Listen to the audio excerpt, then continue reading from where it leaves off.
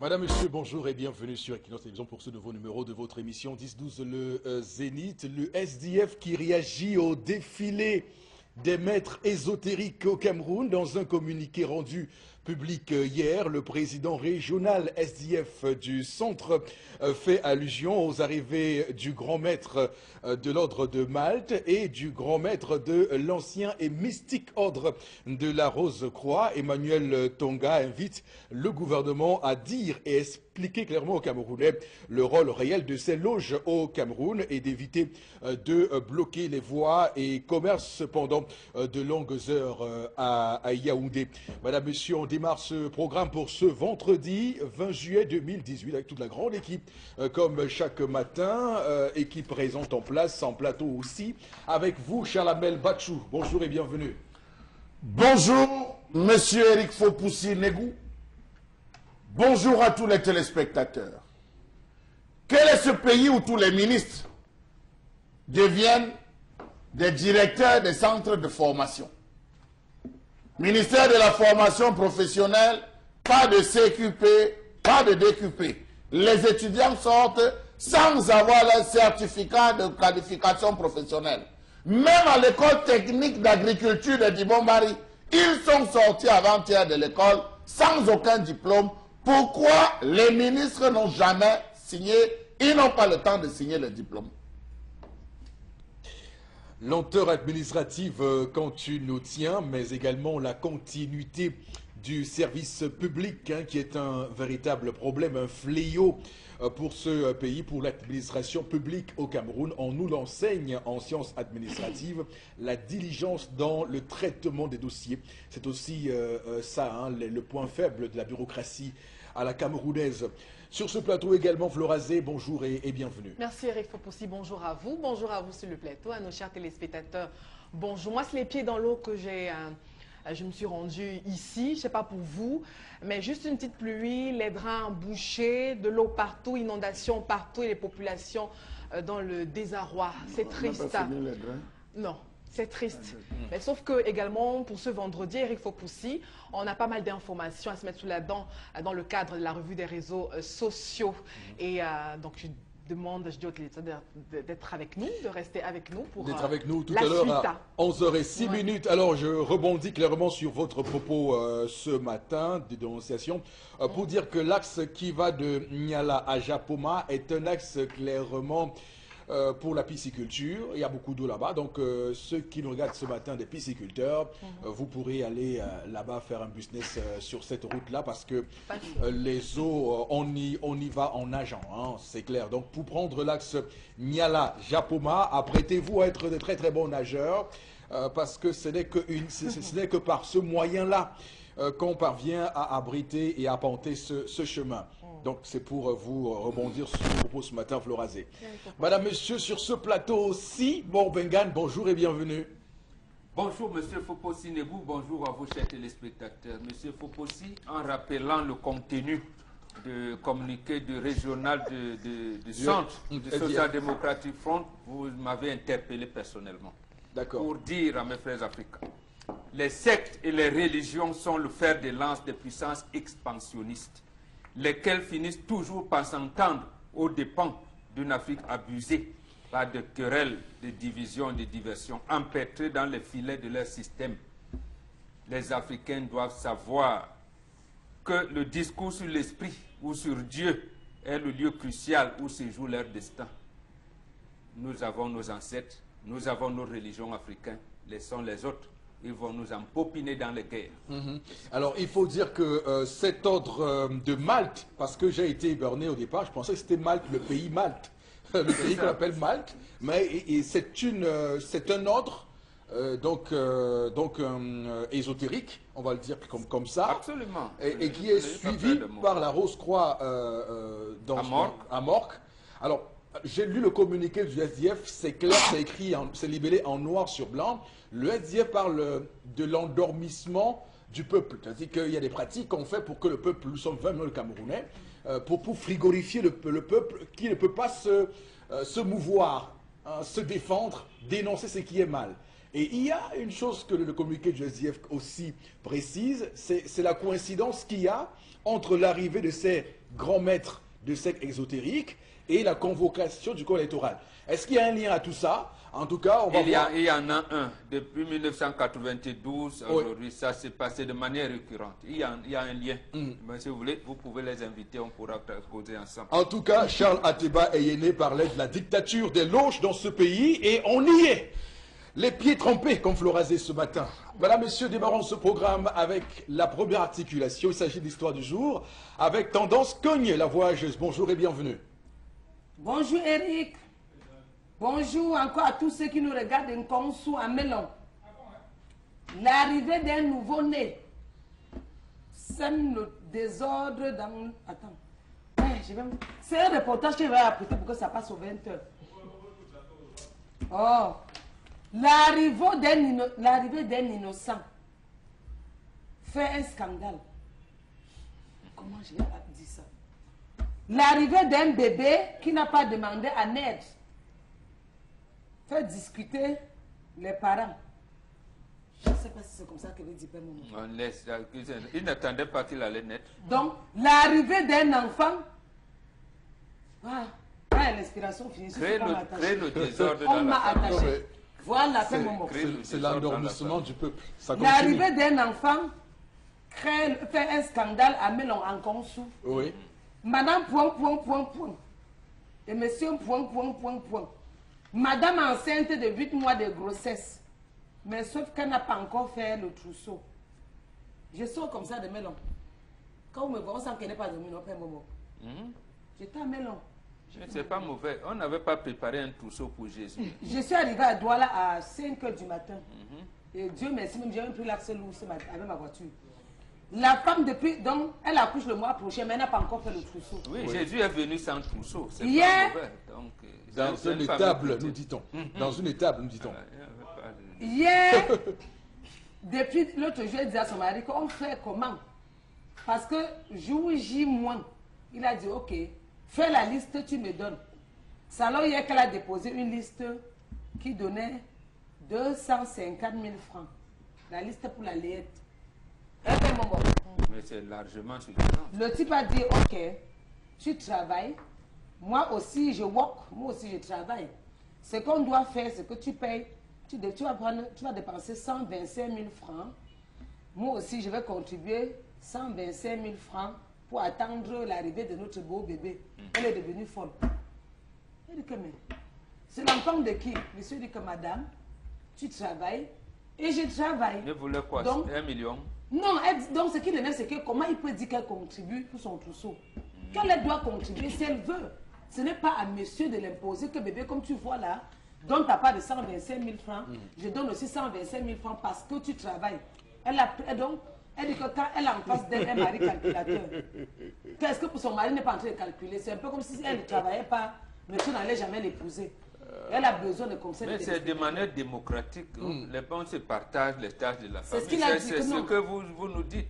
Il a dit que ici, là, se partagent les tâches. tu donnes 125 000 francs, tu donnes 125 000 francs. Je n'ai pas moi refusé qu'elle fait le trousseau de l'enfant. Mais apporte tes 125 000 francs, je complète pour moi. Tu pars, toi, faire ton trousseau aujourd'hui vendredi. Elle dit que mieux la couche sans trousseau.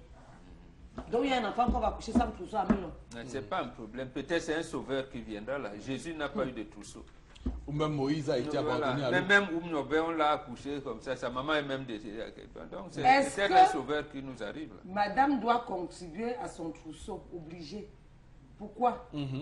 Pour une interrogation. Elle accouche comme ça. Est-ce que monsieur a le droit de dire, maman, comme tu travailles là, tu dois aussi contribuer pour le trousseau? Point d'interrogation. Je m'arrête là, libérez-moi. Ah là là. C'est ça le Cameroun. On est dans une situation d'endormissement du peuple. Je pense que désormais je comprends. Non mais je suis sérieux. On ne peut pas laisser prospérer toutes ces loges qui ont emprisonné le Cameroun, alors qu'on a une spiritualité africaine à promouvoir. Nos ancêtres ont construit cette terre sur laquelle nous sommes, et aujourd'hui nous sommes dominés, même sur le plan spirituel. Ça se traduit dans ce type d'histoire. Ce matin, les gens ne sont plus lucides. Dans un pays où on a frigorifié le cerveau des individus. Alors, vous dites que la femme travaille ce matin et qu'elle refuse de contribuer au trousseau. Elle dit qu'elle va contribuer si elle veut, que monsieur ne l'impose pas. Que c'est quelle manière d'imposer ça? D'accord, ok. Amen. Donc, l'histoire de ce matin, Charles Bachou, vous qui êtes toujours évidemment très perspicace et sur les sujets comme ceci, on va dire qu'on va discuter de principes et d'exceptions. En la matière, en matière de dépenses, le principe est lequel? Le principe le plus souvent entendu ici et là, c'est que c'est l'homme qui s'occupe de tout, qui prend tout en charge. La femme, par mesure d'exception, peut apporter sa contribution, mais sauf que ça a été fait dans un contexte où les femmes n'étaient pas, comme aujourd'hui, dans un accès facile à l'emploi. Il y avait donc dans un contexte européen, je me recadre sur mai 68 en France, ou bien un peu plus avant, où où les femmes ont eu le droit de vote et où certains droits civiques leur ont été consacrés, et même l'égalité des salaires dans les entreprises désormais. Donc c'est pour dire que le contexte ayant changé, on peut être amené à penser le plus souvent qu'une femme qui travaille peut évidemment partager les charges. Mais est-ce que le fait que la femme porte en elle la souffrance de la grossesse, les vomissements et tout ce qui vont avec, n'est pas déjà en soi sa part de contribution dans l'effort qu'on fait pour le nouveau-né? Monsieur Eric Fopoussi, Négou, la grossesse n'est pas une maladie. La grossesse n'est pas une maladie. De quelle contribution parlez-vous? Pouvez-vous mesurer les efforts psychologiques et physiques que l'homme déploie pour pouvoir faire concevoir une femme? Vous ne pouvez pas savoir. Donc en termes de contribution, c'est partagé. La femme n'est pas différente de la terre à qui on remet un grain de maïs et qui nous remet un épi de maïs. Le plus important, c'est le grain de maïs. Ça, il faut le retenir. Ça, c'est bantou. Monsieur Eric Fopoussi, lorsque la femme est enceinte, tout s'arrête. Oui. La femme n'a plus parole lorsqu'elle est enceinte. Elle n'a qu'une seule chose, se préoccuper de l'arrivée du bébé, de ce nouvel être dans la vie. Préparer son arrivée. Ce n'est plus elle qui pense. Elle est dans une famille. Elle a une famille. Une famille qui est censée prendre en charge l'ensemble de tout ce qu'il faut. Qu'est-ce qu'elle mange? Entre 1 mois, 2 mois, 1 mois, 2 mois de la grossesse, chez les Bantous, il y avait des repas spécifiques pour la femme. 2 mois à 6 mois, il y avait un type de repas qu'on donnait à la femme. 6 mois à 9 mois, il y avait un autre type de repas qu'on donnait à la femme pour faciliter la délivrance. Suivant que la femme était primipare, elle avait un type de repas précis qu'on préparait. Aujourd'hui, vous voyez des jeunes filles qui sont enceintes, c'est à peine même si elles... Mais Charles, sur la question de la contribution, parce que... J'arrive. L'homme est en train de justement... J'arrive, l'éloigner. monsieur. J'arrive, monsieur. Il faut pousser. L'homme ne l'éloigne pas. Je suis désolé. L'homme lui a dit, parce que l'homme trouve exorbitant. Je vais vous dire. Pourquoi il fait ça? Voilà la réaction de l'homme, parce qu'il trouve que ce qu'elle a mis est exorbitant. Oui. Il y a un strict... comment on dit? Permettez-moi cette expression. Il y a des matériaux de première nécessité dont on a besoin. Enfin, les accessoires, voilà le mot, de première nécessité dont on a besoin lorsqu'une femme va donner la vie. Il y a les accessoires. Le reste peut venir après. Mais dans tout ce que la femme a fait, c'est exorbitant. Raison pour laquelle on dit, apporte ta contribution. Je vais compléter la mienne. Donc voilà là où on se situe. Une femme qui a les yeux plus gros, raison pour laquelle... Que le monde.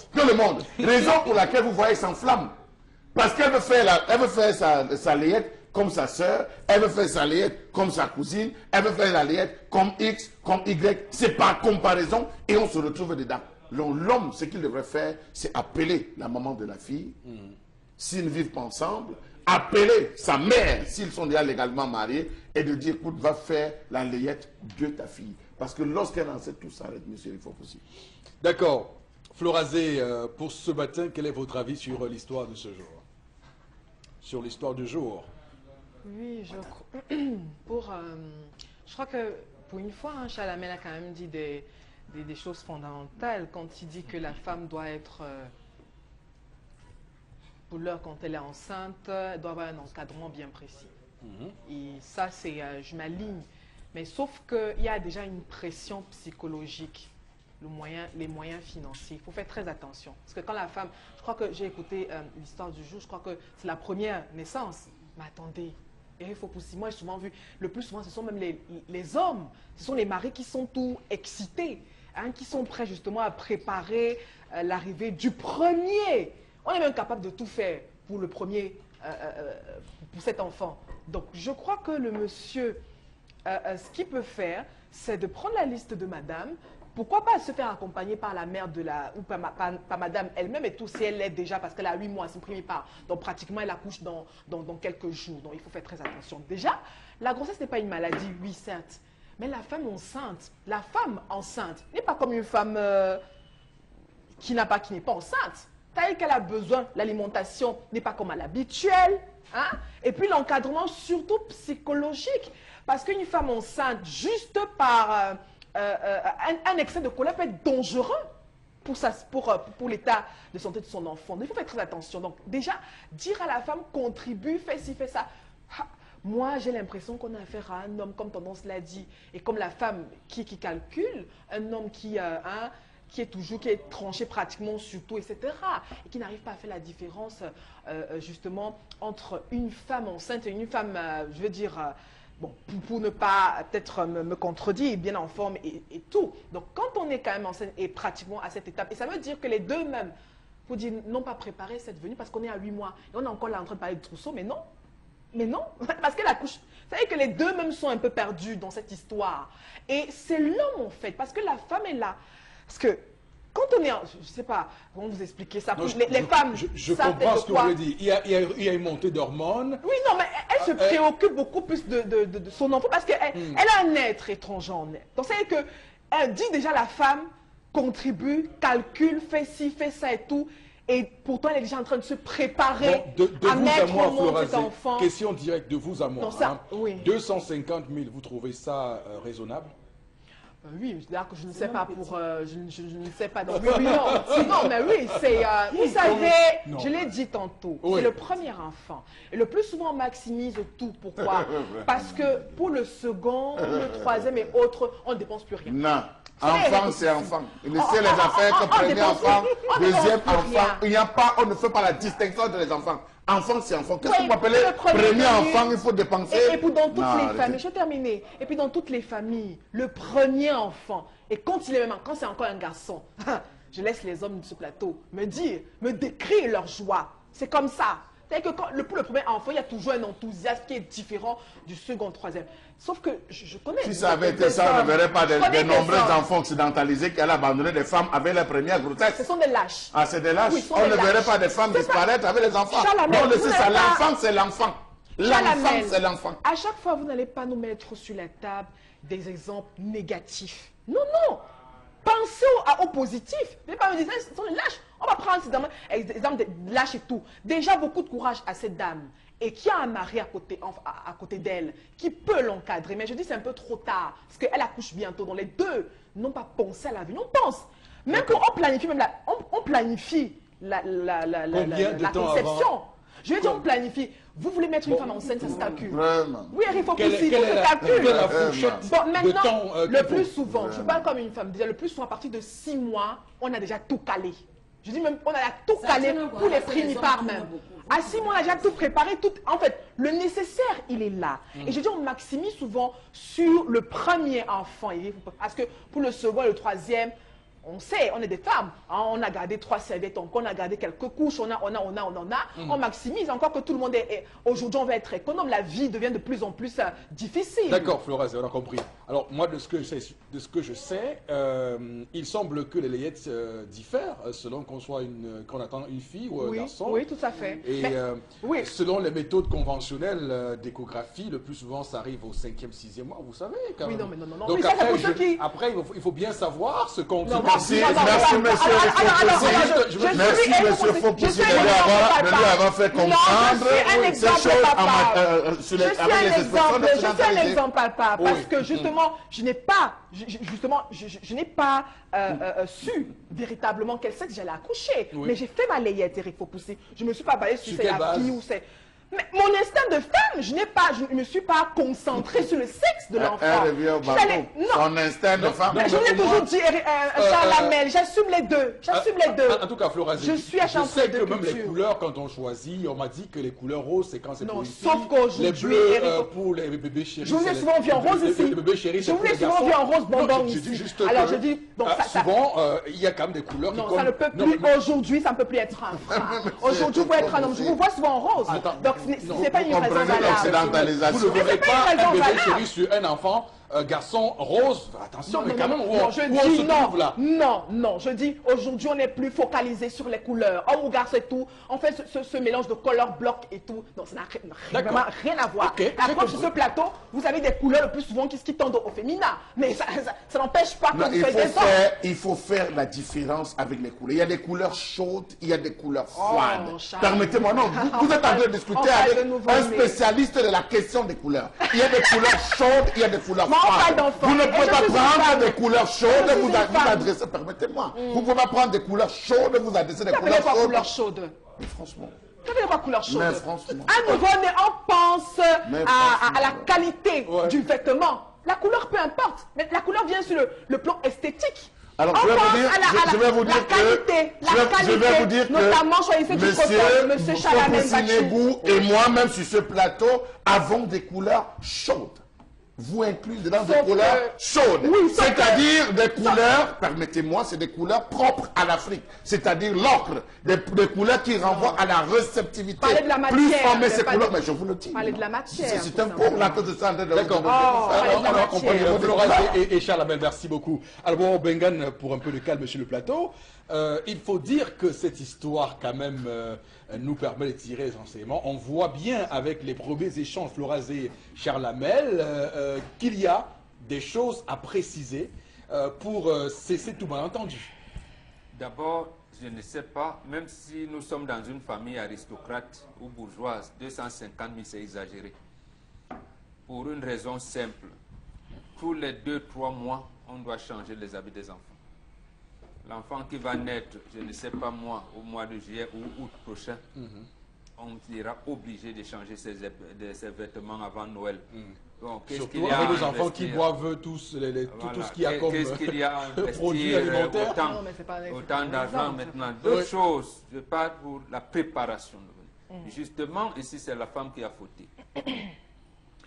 La femme qui commence, qui sait, c'est elle qui déclare qu'elle n'a pas vu ses règles, ça fait combien de temps, ça fait ci, ça fait ça. Et elle assume d'abord, elle commence à préparer. Et surtout, l'anxiété qu'elle dégage affecte l'enfant qui est dans son ventre. Donc, en fait, c'est elle qui prépare la venue de l'enfant en premier. L'homme contribue. Mais c'est devenu comme si c'est l'homme qui portait la grossesse et se débannait pour faire de tout. C'est là où les choses changent.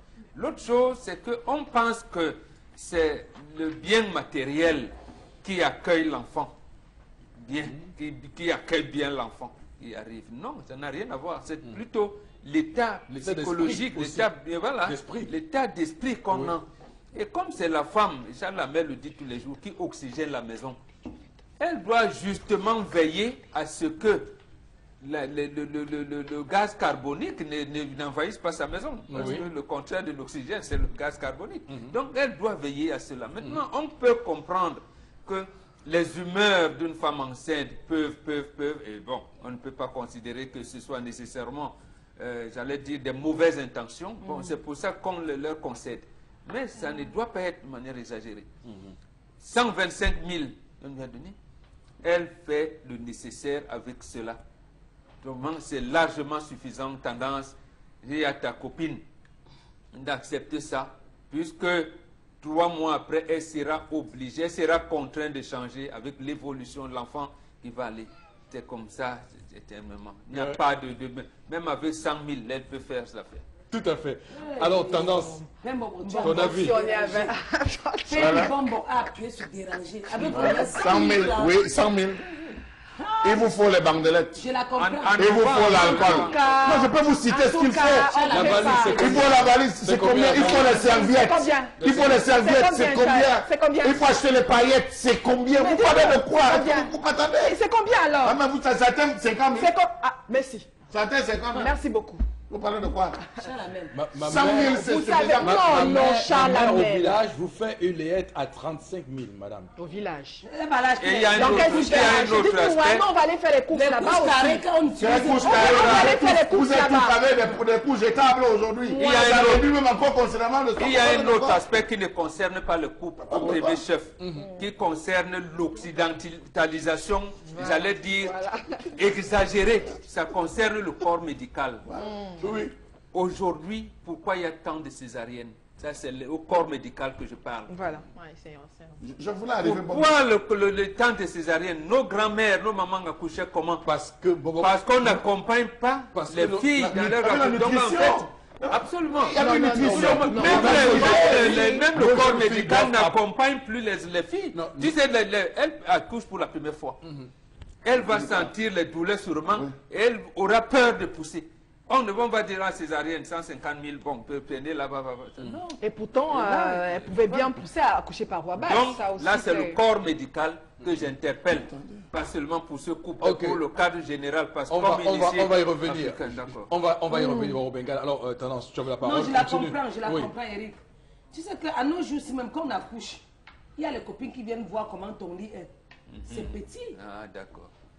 Tu vois comment ils ont traîné jusqu'à 8 mois. Quand tu as en face de toi un homme dictateur, un homme qui ne te respecte pas, un homme qui te calcule, on se connaît. Parce que s'il était honnête, ce qu'on a fini avec le trousseau. Pourquoi les gros mots comme ça, ma Je me fille? dirais, Elle n'est non, pas- le elle père. est- Le père sent que c'est un homme qui calcule. Si elle ne travaille pas, il n'allait pas l'écouter. Oui, mais il doit calculer pour De deux. encadrer sa femme et l'enfant qui Je peux va naître. contribuer pour la ration, je peux contribuer pour mon trousseau. Dans le cas où je peux au marché acheter la nourriture, il y a reste d'argent. J'achète les petites, j'achète même les chaussettes, j'achète même les serviettes. Pas que ça sorte sur mon salaire. Mon salaire d'abord, la sueur de mon front, c'est un argent que j'ai calculé. Non, mais je pense qu'elle a commencé à acheter C'est un ça argent que j'ai dès le calculé. 6e mois. C'est mon argent, la sueur de mon front Flora. Donc, mon argent, j'ai la La layette, c'est pour ton enfant. Hein? Est-ce que j'ai refusé? ok, d'accord. Et le père de l'enfant, voilà, chef de famille, assume. Je veux juste te préciser. là, Qu'est-ce Tu es que chef de c'est famille. ton non? enfant? Tu es chef de famille, non, papa? Assume À nous tes deux, responsabilités. à nous deux. Non, il doit assumer. Je contribue si je veux. De deux. Non, je contribue si je veux. Si elle commence à contribuer, Tout à fait. c'est qu'elle veut contribuer tous les jours. Même 250 000 francs, c'est petit. Parce que c'est mon premier bébé. Je vais avoir les draps brodés. Il faut acheter les laits des bébés. Il me fait refaire un peu ma garde-robe, acheter le nouveau soutien d'allaitement. Oui, pourquoi pas? Et sur les draps, je vais me sortir. Hier soir, le truc qu'on sort pour mettre le nom de l'enfant, là, c'est un nom, la fleur, j'ai oublié. Bref, j'ai écrit le nom de l'enfant, il faut on plastifie quelque part. Je laisse un petit message que bébé, point, point, point.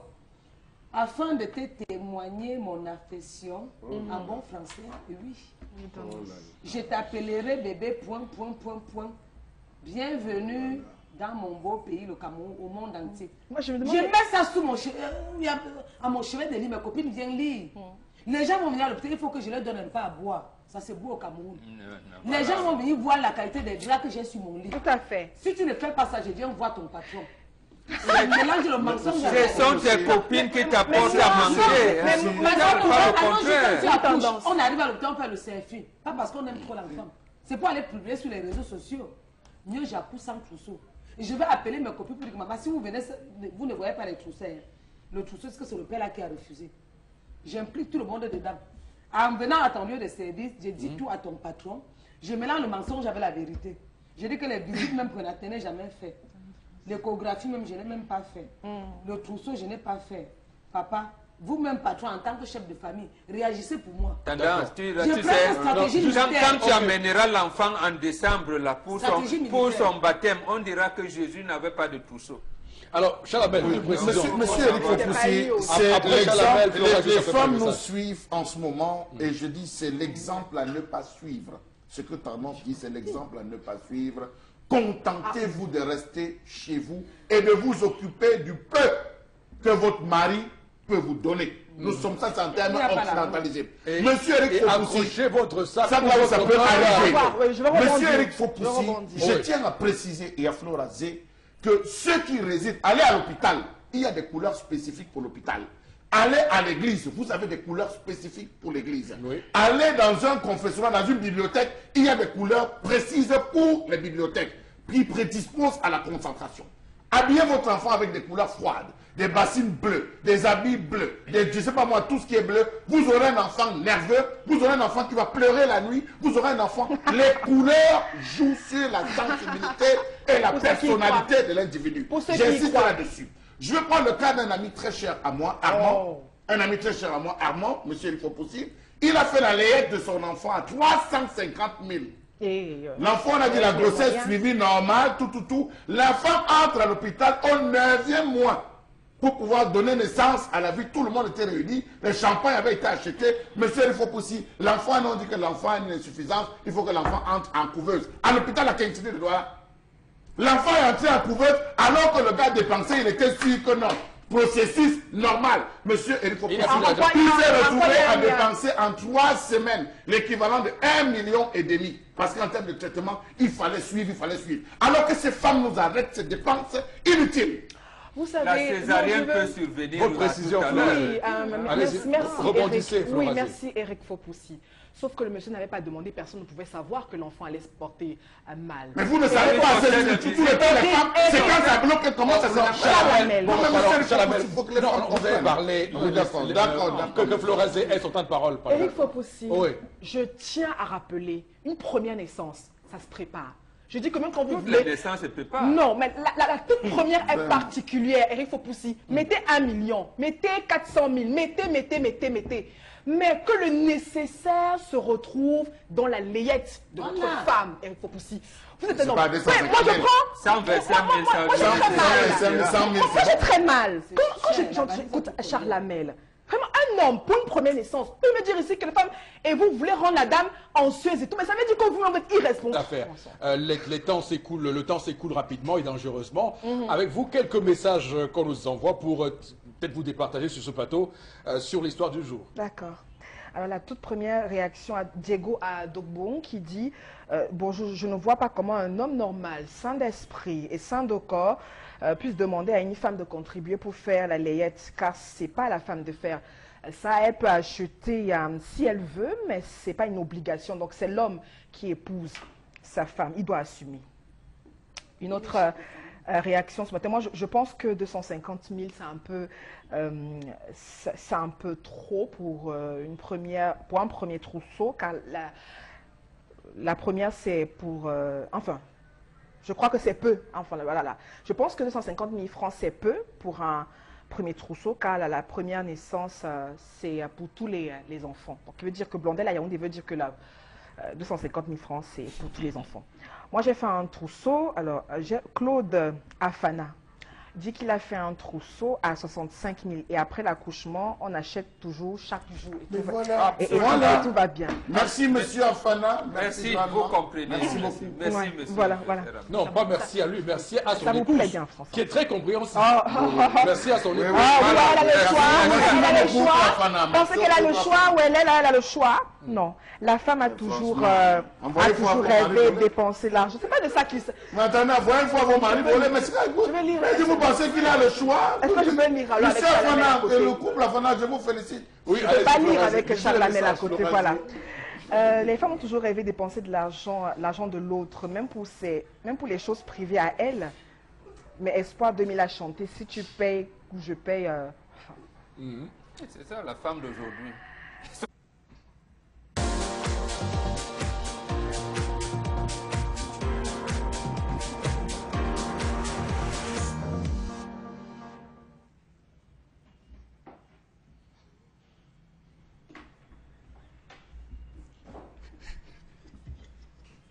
Je m'interroge ce jour sur la question de l'abandon de l'hôpital de Moulouka.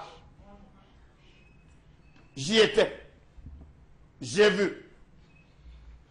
Qu'on Comment comprendre que cette formation sanitaire, fierté du FACO, inaugurée dans les années 70 par le ministre de la Santé de l'époque, Bernard Follon, soit à ce jour l'ombre de lui-même?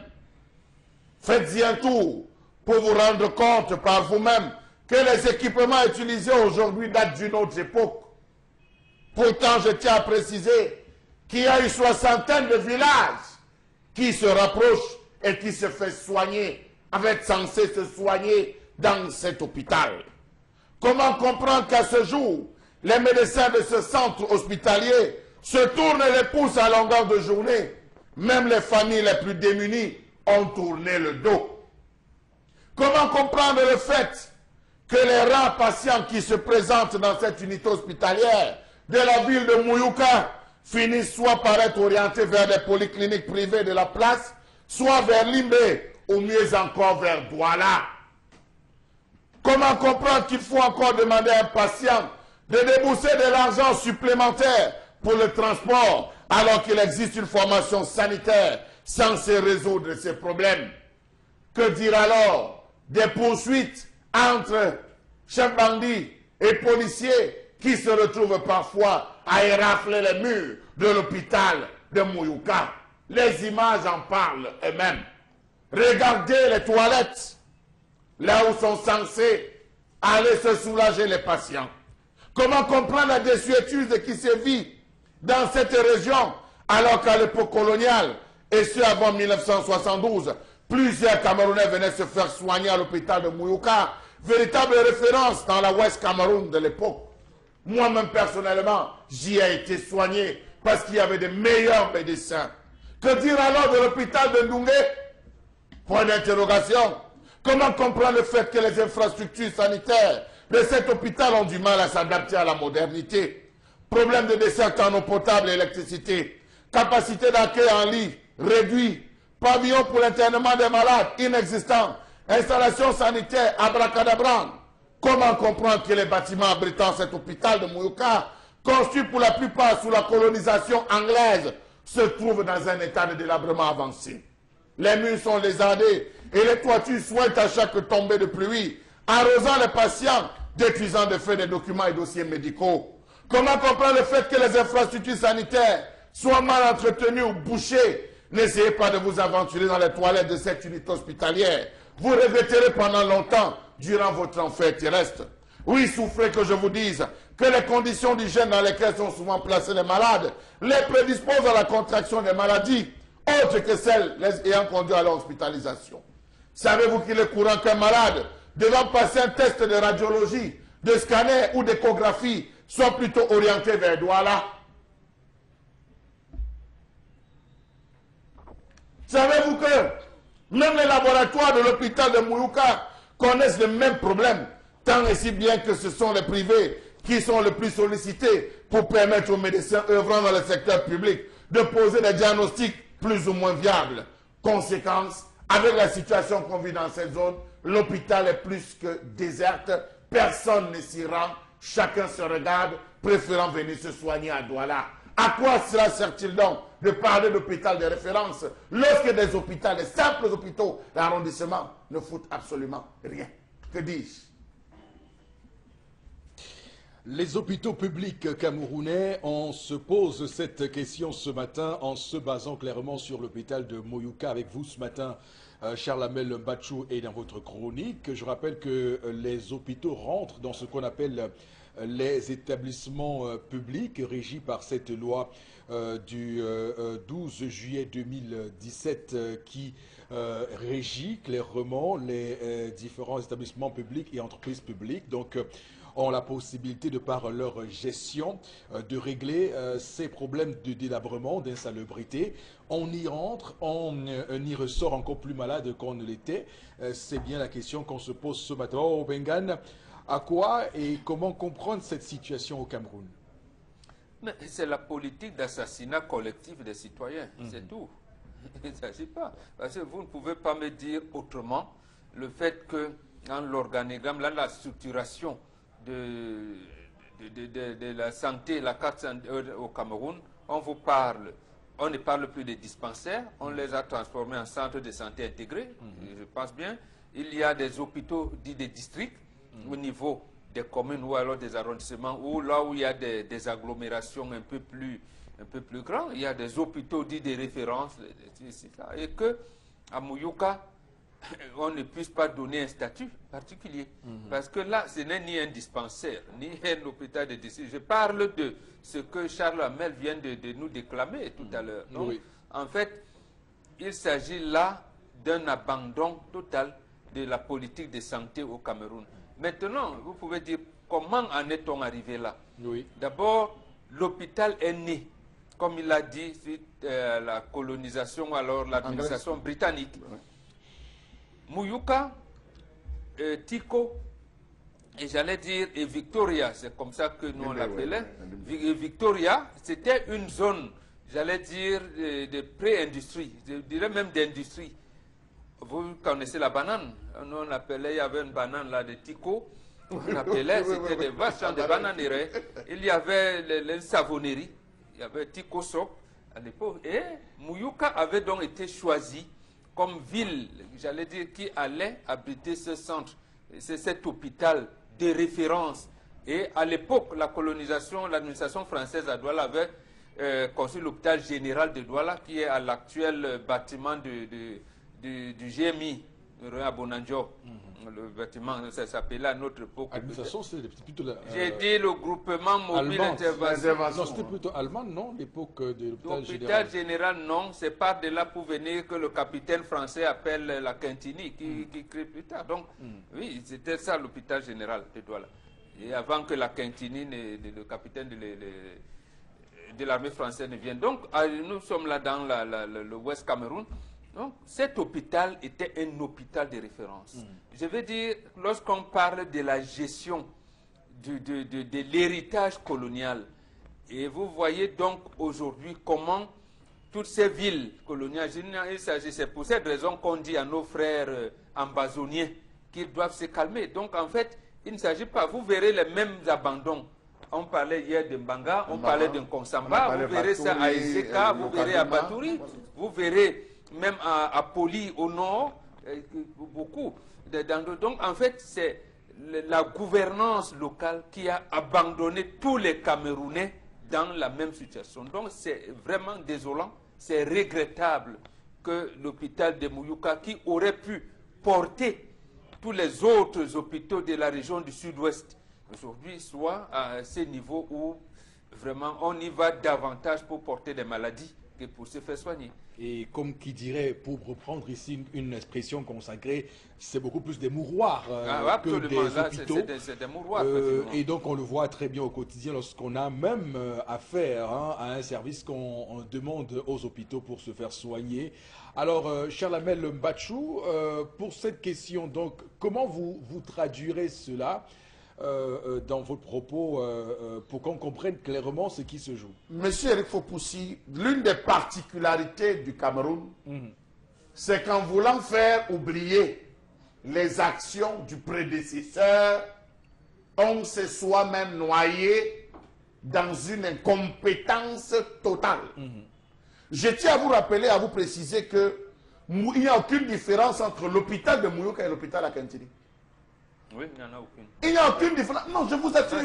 C'est le même calibre. C'est le même calibre. Je dis hôpital à Kintini, hôpital de Mouyouka. Ils avaient le même statut, c'est-à-dire sous direction du ministère de la Santé publique. Ils avaient le statut de sous-direction. Donc c'était un service extérieur du ministère de la Santé publique. Donc, monsieur il faut pousser Négou. Il fallait juste qu'on revoie le plateau technique, qu'on revoie en termes de lits. Il fallait qu'on essaie de rééquiper pour qu'il soit d'autant plus fonctionnel que l'hôpital de la Kintini. Voilà donc les œuvres que la colonisation nous a laissées, que volontairement on a tué. Rappelons-nous une des dernières sorties de Bernard Follon. Il disait, il est surpris de ceci, que l'ensemble des œuvres qui avaient été réalisées par le prédécesseur, dont je vais taire le nom ici sur ce plateau, se retrouvent aujourd'hui aux oubliettes. Monsieur il faut pousser, faites un tour. Vous allez vous rendre compte qu'il n'y a aucune différence entre la broussaille et cet hôpital. On a créé des hôpitaux de référence. Allez à Yassamo faire soigner. vous allez vous rendre compte que le bloc qui devait être fait par les Camerounais est abandonné. Ça n'avance pas. C'est notre côté. Oui, ça n'avance pas. Oui. On dit c'est la référence. Tous les Camerounais se déportent là-bas. Les meilleurs, on abandonne l'ancien. Allez voir l'hôpital de Pendia. À l'entrée de Pendia, lorsque vous prenez l'axe principal de Pendia sur le boulevard, vous arrivez au village, vous allez vous rendre à côté de la maison du chef Daniel Songa. Vous allez vous rendre compte qu'à ce niveau, l'hôpital n'existe plus, monsieur Eric Fopoussi. Ça n'existe plus. Boucle de formation, oui. N'oubliez pas qu'à Bafang, la maternité existe. N'oublions plus la maternité de Bafang. Bon, voilà. L'hôpital, la maternité, le vent a emporté. Voilà ça. Voilà, le il n'y a pas longtemps. La maternité de Bafang. Donc, progressivement, c'est pour ça qu'on dit dans vos pierres amazoniennes, ne pensez pas qu'on vous a abandonné. On a abandonné. C'est tout le Cameroun qui a abandonné. Voilà, c'est le vent qui a porté. Et personne, on appelle André Mamafouda que maintenant, tu fais comment? Il dit, mais elle est responsable, locaux. Alors j'aimerais préciser d'ailleurs pour comme vous parlez de calibre, et ce qui est davantage encore une curiosité, c'est que ces hôpitaux constituant des sous-directions du ministère de la Santé publique sont dotés, jouissent de la personnalité publique. C'est ce qu'on appelle en droit des personnes morales jouissant de la personnalité publique. Donc on peut les engager individuellement. Mais davantage ce matin, j'aimerais quand même faire une petite précision en Konsamba, si vous me permettez une virgule, parce qu'il y a un hôpital là-bas, l'hôpital central de Konsamba. Alors, pour dire que cet hôpital fut un temps une référence avec tous les grands services qu'on peut imaginer pour un hôpital, qui n'avait rien à envier à Douala et d'autres grandes villes du Cameroun. Et j'y suis allé tout récemment. J'ai créé quelques larmes parce que j'ai vu 2 ou 3 mes petits frères naître là-bas. À l'époque, c'était clairement une référence. Moi, j'ai décidé de ne plus aller en Konsamba. D'accord. C'est une ville, une commune de plein d'exercices, avec tout ce qui la compose, le café, le cacao, toute la promotion, vraiment, j'ai décidé de ne plus y aller. Donc, il fallait qu'on se... Juste avant que vous passiez la parole à quelqu'un d'autre, il y a cela 3 mois, nous sommes allés là-bas, il y avait eu un accident. Oui. On trouve des malades à Sion, c'est comment il n'y a pas de réactifs. Voilà, vous voyez. Il n'y a pas de réactif. Ça me fait rire parce que je dis, c'est parce qu'il a parlé de l'hôpital de Konsamba. Oui. C'est différent de Bafang, c'est différent de Mourouba. D'accord. Et ensuite, dire que le Cameroun est l'un de ces rares pays d'ailleurs avec des coupures d'énergie électrique dans les hôpitaux. Et ça, c'est grave parce qu'on se demande bien qui sont ceux qui gèrent tout ça. Ont-ils un cœur? Ont-ils encore... Bon. Vous me direz que je fais une fixation, une fixette dessus. Je pense que ces cercles exotériques ont endormi le cerveau de ces Non, monsieur Eric Fopoussi, juste une précision. À une certaine époque, Mbobok ne me dira pas le contraire, il y avait des lignes prioritaires. Oui. C'est-à-dire des quartiers résidentiels. On ne coupait jamais le courant dans les quartiers résidentiels parce qu'à tout moment, le gouverneur, le préfet, le sous-préfet pouvaient faire une sortie pour intervention. On ne coupait jamais le courant dans les casernes militaires. Absolument. Jamais. On ne coupait jamais le courant dans les formations sanitaires, monsieur Eric Fopoussi. Dans les casernes de sapeurs-pompiers. Mais c'est quelle histoire qu'on est parti faire une privatisation dans laquelle les gars sont venus plutôt se circuler l'envoi sur le dos des Camerounais sans toutefois respecter ces préalables. Mais bon, moi je pense aussi qu'un hôpital qui jouit d'une personnalité publique, qui est un intervenant public, peut au moins faire le nécessaire, le minimum d'avoir un groupe électrogène. Quels sont ces hôpitaux? Quand on leur demande d'avoir la rentabilité, et justement, non, quand vous arrivez dans l'hôpital, non, c'est pas sa vocation. L'hôpital, sa vocation, c'est d'administrer les soins et de faire des recherches. Ce n'est pas de rapporter de l'argent. Bon, sauf que c'est pas ce que j'ai dit. J'ai dit qu'ils ont au moins, le minimum serait au moins qu'on mette des groupes électrogènes. Non. Parce ça doit venir de ça vienne de n'importe où. C'est tout. C'est donc cette politique du renouveau qui a tout abandonné parce qu'il faut donner une mauvaise image à Idjo. Moi, je cite le nom. D'accord. Je termine avant, parce qu'après, je peux oublier.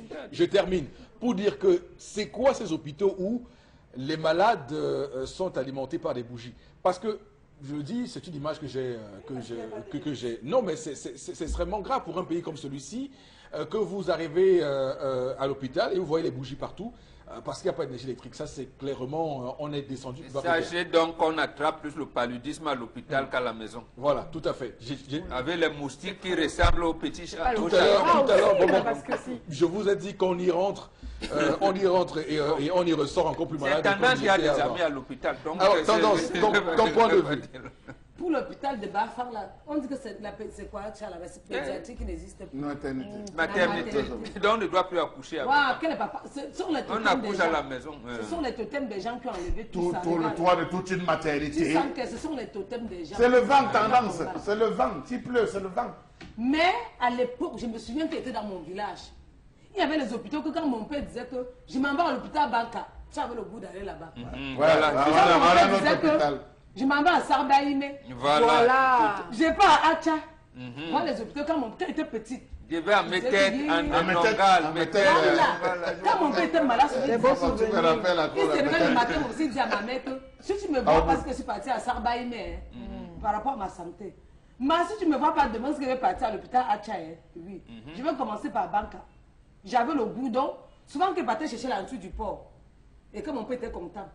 Il disait que, pardon, le jour que tu tombes malade, tu m'amènes à Sarbaïne ou tu m'amènes à l'hôpital Banca. Parce que la façon dont il prononçait le nom, tu avais le goût de voyager, d'aller découvrir. D'accord, merci. Maintenant, je sais qu'est-ce que nos hôpitaux... Merci, c'est bon, tendance. Il y a aussi la cantine.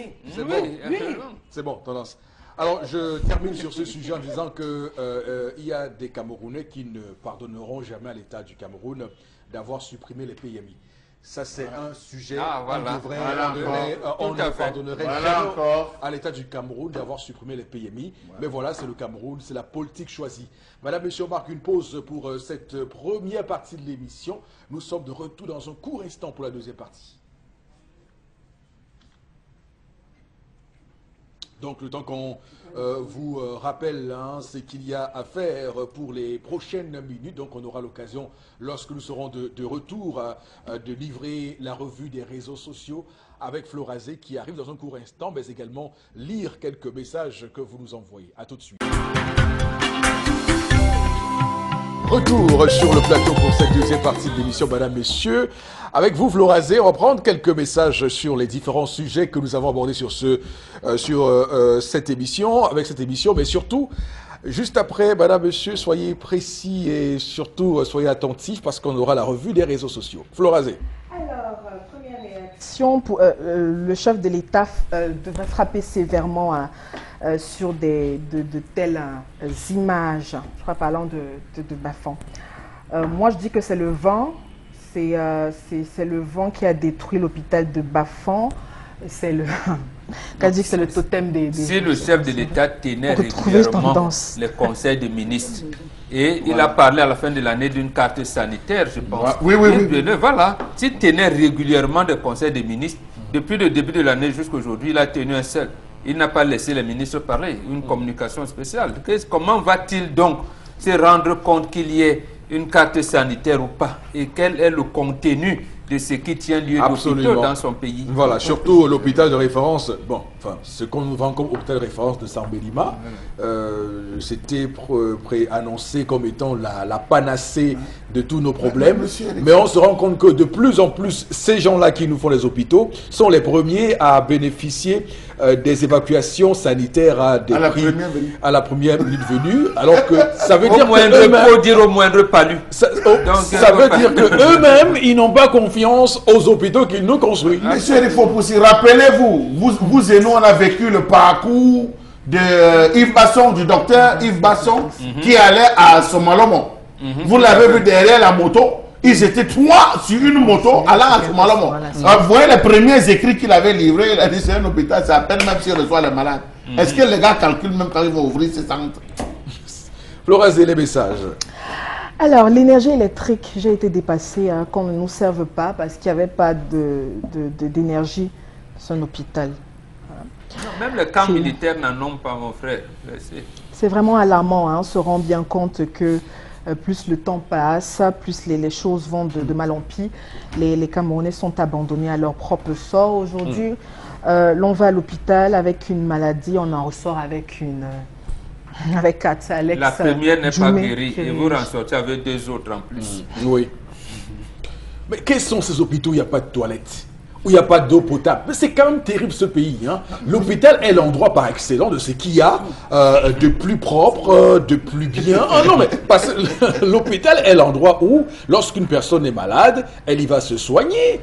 Et qui dit soigner un individu doit pouvoir mettre en place des services qui vont... Sur l'axe l'eau en allant vers Melon, monsieur Rifopoussi, si vous regardez en allant, quittant Douala pour Melon, vous allez voir en bas, à la traversée, à la descente là, il y a un hôpital de ce côté-là, en bas, juste dans le contrebas. Là, on vend les huiles, là, à Melon, à la montée, là, il y a un endroit. En rentrant, c'est à la droite. Allez là-bas, cherchez à rencontrer le médecin, vous me direz. Vous m'en direz. Il y a même un accident sur l'axe là. Vous rêvez qu'on vous amène dans cette formation. Vous m'en direz. Et puis, dernier point, les poubelles, les ordures aux des hôpitaux. Hein. Comment est-ce qu'on gère tout ça? Vous voyez, vous arrivez dans un hôpital hospitalier. Voilà, tout à fait. Mais on les laisse comme ça à l'ordre, on laisse tout ça à l'air libre, chacun y passe. C'est pour ça que tu vois les gens cotiser l'argent pour aller en clinique. Oui. Et c'est tout le monde qui peut aller dans les cliniques. Je sais. Non, il y a les gens qui préfèrent cotiser les 500 francs tous les jours. Tu vois quelqu'un qui... Mais à Mouyouka, tous les jours, c'est 500 francs pour aller dans une clinique. La chronique de Salamel, je pense qu'il a énuméré. À Mouyouka, vous allez là-bas, c'est le personnel qui vous dit non. Est-ce que vous n'avez pas traversé les cliniques là? Vraiment, allez dans les cliniques, pour te faire consulter, tu dois payer combien? Pour prendre une chambre, dans les cliniques, on te donne la chambre en fonction de ce que vous avez dans la poche. Il y a les chambres de 15 000 francs, 20 000 francs. En un mois, ça donne combien? C'est beaucoup d'argent. Alors, vous nous faites là dit quelque chose que j'ai eu du mal à admettre qu'on le dirait sur ce plateau. Il s'agit donc de ces médecins qui, justement, ont des piges en clinique et qui font tout le possible qu'ils ont pour orienter les patients dans leur clinique. Ça devient compliqué parce que le médecin, il n'est jamais là, ou vous avez un rendez-vous à l'hôpital, il n'est jamais là. Et peut-être ça peut, je ne dis pas que c'est ça, j'essaie juste d'ouvrir les brèches de pistes qu'on pourrait avoir. Peut-être aussi qu'il y aurait un complot. Je ne suis pas un théoricien de la théorie du complot. Pour qu'on le renvoie tous en clinique. Le médecin-chef de l'hôpital de Mouyouka est rentré chez lui un jour. Oui. Il revient, il a plu sauvagement la nuit. Il trouve que tous les dossiers sont mouillés. Vous savez qu'il faut écrire au délégué régional, il faut écrire au délégué régional qui doit envoyer au ministère. Le ministère doit prendre le temps d'étudier, envoyer une commission pour vérification avant qu'on demande que vous trouvez on commette quelqu'un qui va venir faire le devis, que le devis repart par le délégué régional. Le délégué régional renvoie à Yaoundé, que Yaoundé voit dans quelle mesure on peut décaisser. Vous vous retrouvez à 3 ans. Vous pensez qu'il va rester 3 ans dans son bureau, attendre que tous les jours il lève dans son bureau. Il va dans sa clinique. Non, on a eu un cas fatal. Un jeune médecin sort de Yaoundé, on l'a fait à Poli, au nord. Il n'a pas ses avancements, son parlant n'a pas son rappel, rien du tout. Il a été mordu par un serpent. Parce que lui, il peut être, il y a là des cas. Il n'a rien, aucun matériel, même pas de mercurochrome et de la bétadine. Il veut donc, comme il est malade dans un centre, il est mordu par un serpent. C'est lui. D'accord. Mais lui, il s'est débrouillé à soigner. Voilà comment c'est ce qui se passe. Alors, Florazé, on va continuer avec les messages. Le suivi médical est plus important pour une grossesse dite primipare. La lettre étant progressée, donc arrêtons de nous attarder. Et les 50 000 francs sont... 50 000 francs... Un largement suffisant. Voilà, 50 000 francs. La somme est suffisante pour... voilà. Florazé, la mauvaise foi. Elle lit ces parties du message dans la gauche. Mais non, 50 000, vous avez payé 65 000 francs. Lui, il va à 50 000. J'ai même vu quelque part qu'on réussit à m'a fait une lettre à 40 000 francs. Ouais, on retrouve pas c'est possible. C'est possible. Voilà. Vous savez, avec... Mais pour chacun a sa...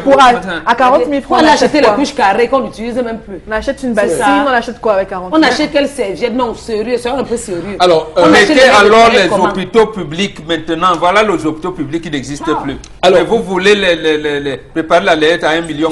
Florazé, je suis Camerounais. Je pense qu'on va faire une chronique là-dessus. Je suis Camerounais.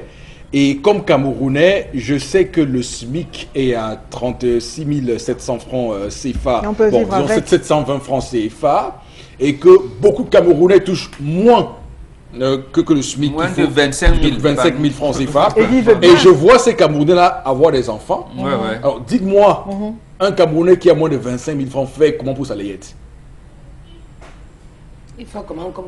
Nous devons poser la question à Chalamel. Non, mais je vous le dis. Vous allez voir. Posez la question à Chalamel. Un vigile. Je connais un vigile qui a 7 enfants. Il a 7 enfants avec un salaire de 40 000. Mais c'est bon, c'est un bon exemple. Non, il a 7 enfants. C'est bon. Vous pensez qu'il a fait la layer de combien? 250 000. Non, mais les femmes exagèrent. C'est que la famille un peu. Et puis n'oubliez pas, tendance qui part d'ici, n'oublie pas que L'homme souffre après. Vous savez pourquoi? Parce que lorsque la femme vient d'accoucher, il y a plusieurs catégories de personnes qui arrivent. Vous avez d'abord les voisins qui viennent par succession, félicitations, il faut arroser, félicitations.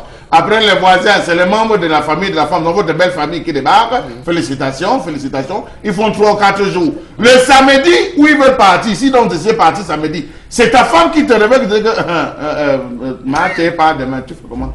Son nom de transport où? Tu dis que mais les gens là plus pour aller, non, ne commencez pas, tu fais qu'on dit quoi de la famille? Vous commencez à souffrir. Après ça, c'est votre propre famille qui arrive maintenant comme bon, voilà. Tu nous as annoncé. Mais vous êtes fini, monsieur Eric Fopoussi. Alors, ce qu'il faut dire, c'est que hier encore, j'étais au téléphone tard avec Maître Emmanuel Sim, l'avocat du MRC, mais également l'un des vice-présidents du MRC. Et dans notre échange, il s'est dégagé clairement que cette action et l'idée de transposer sur le terrain judiciaire cette bataille politique et ces attaques en règle du camp d'en face, même si il y a cette mantra, cette idée qui est de plus en plus véhiculée dans l'esprit des Camerounais que non, lorsqu'on est en justice contre le Ngomna, c'est peine perdue. Et il m'a dit que non, si on reste dans cette mécanique de pensée, on va se décourager. Il est important que pour la postérité, qu'on puisse mener ces combats-là et montrer que, évidemment, l'opposition peut dire ce qu'il y a à faire lorsqu'on parle de démocratie. Bon, Bengan, c'est aussi ce que vous prendrez comme leçon à tirer de cette plainte déposée contre Kawek Djibril et 4 membres du gouvernement? Absolument. Je pense que Maître Sim a raison. Et je lui dirais même pourquoi vous n'avez pas commencé assez tôt. Vous n'avez commencé assez tôt. C'est-à-dire quoi? C'est-à-dire que d'abord, dès la naissance du MRC, à l'époque, vous savez, qu'on les avait traqués même au domicile du docteur Foguet. Et il fallait commencer à porter plainte contre tous ces agents de l'État, à commencer par le sous-préfet et tous ces gens qui étaient venus. Dernièrement, on les a gazés à Yaoundé, je pense, en 2016, je ne sais plus quand. Et de manière régulière, même les conférences de presse, ils laissaient. On laisse pour qui? Justement, quand on parle d'un pays démocratique, c'est la formation à la citoyenneté, c'est le respect des institutions.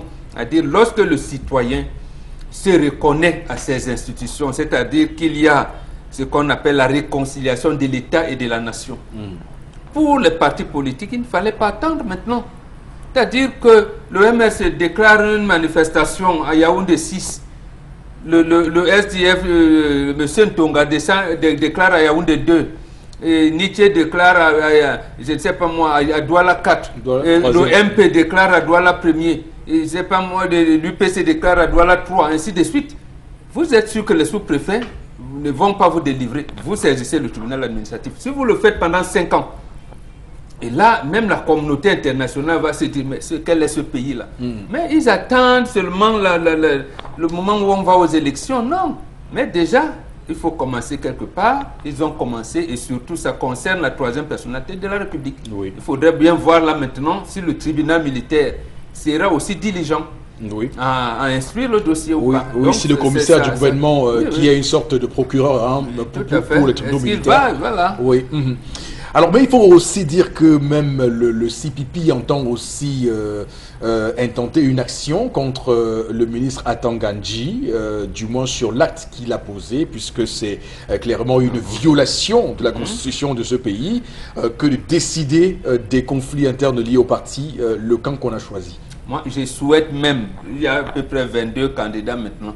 C'est-à-dire qu'on inonde, et d'abord ils ont commencé, le MRC a commencé par le tribunal militaire, qu'on continue au tribunal militaire pour les actes qui peuvent y être jugés, les tribunaux civils, mais également le Conseil constitutionnel.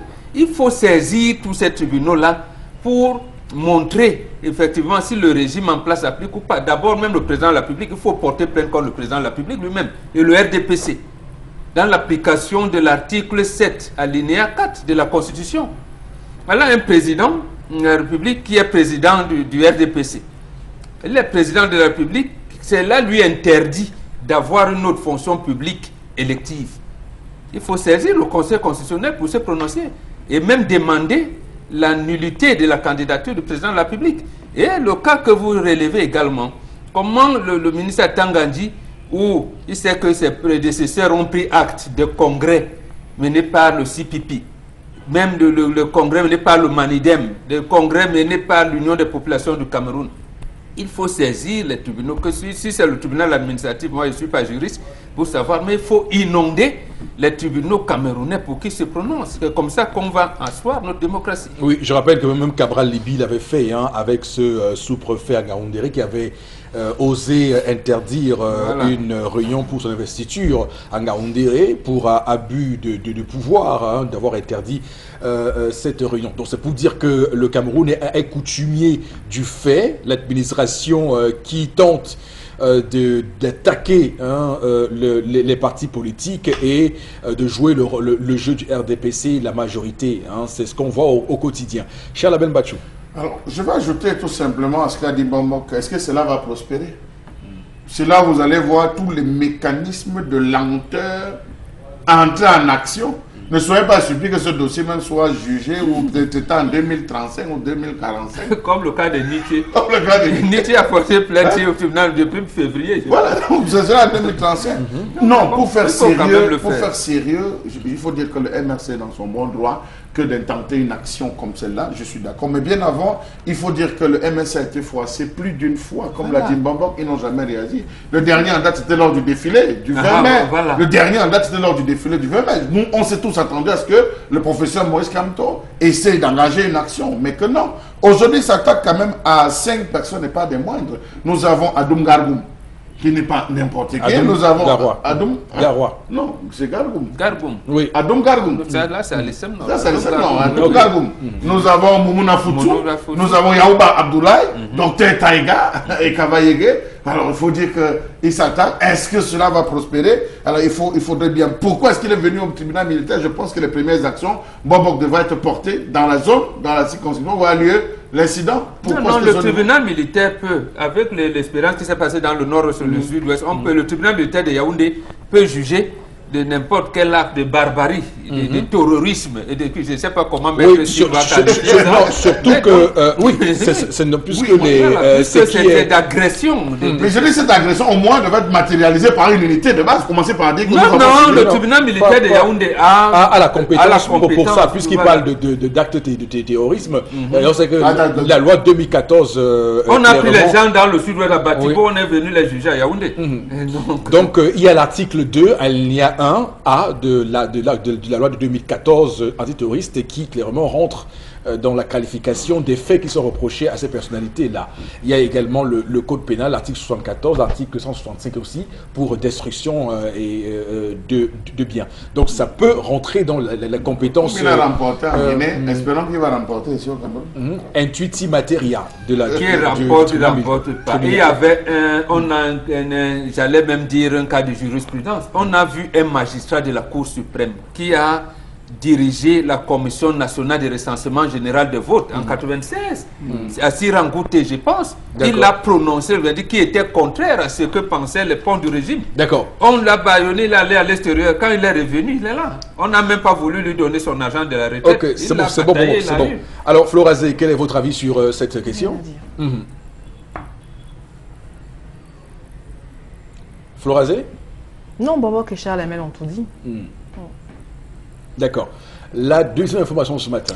Alors, l'UNDP à nouveau divisé, nord-ouest, sud-ouest, par le soutien à Paul Biya. Comme en 2011, ce parti politique a choisi donc de se rallier à Paul Biya, le candidat présenté par le RDPC. On rappelle que c'est ce que les membres du comité central originaire des régions du nord-ouest et du sud-ouest, une vingtaine environ, étaient favorables à une candidature de l'UNDP à ce scrutin.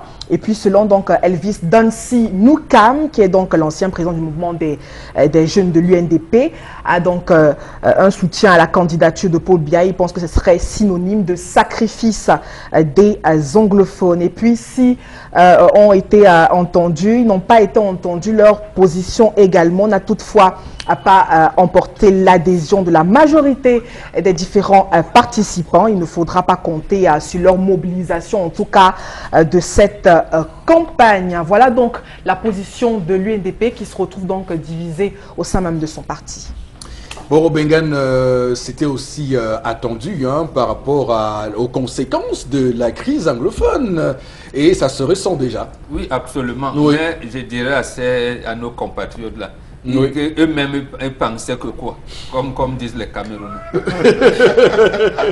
Ils pensaient que quoi. Depuis que Bello Bouba est entré au gouvernement en décembre 1997, il n'en est jamais sorti par rapport à l'alliance qu'ils ont nouée. Donc de 1997 à aujourd'hui 2018, ils savaient que Bello Bouba, c'est aujourd'hui qu'il allait changer les situations. Non, c'est pour cette raison qu'on dit qu'il faut renforcer la démocratie camerounaise à travers ces institutions. Et là, ils sont embarrassés, autant que la Chidiachou. Là, ils ne parlent pas, mais en fait, ils sont dans la même position. Les Simon à Chidiachou, là, même les Yang Filemon. Même les Yang Filemon. Ils sont très embarrassés. Ils vont aller voter, il y a peut-être, ils sont embarrassés. Oh, absolument. Oui, oui, même tout le monde. Donc, en fait, mais ils ont raison. C'est une interpellation à l'égard de Bello Bouba qui se disait le fils spirituel d'Amadou Ahidjo. Que lui, le même Amadou Ahidjo, a résolu ce problème en 1979 sans qu'il y ait écoulement de sang. Lui donc, il vient, comme il dit, il aime soutenir son frère Biya. Que font-ils donc des régions du nord-ouest du sud-ouest? Ils doivent s'interroger. Ils doivent s'interroger. Eux peuvent venir, ils sont à Yaoundé, Ouadouala, et leurs familles qui sont là-bas, et les autres militants de base, ils sont dans quelle situation? Donc Bello Bouba, il est en train de leur dire que, de toutes les manières, moi, voilà, je ne suis pas avec vous. Alors Florazé, que pensez-vous de cette réaction des militants de l'UNDP dans les deux régions anglophones du Cameroun, nord-ouest, sud-ouest?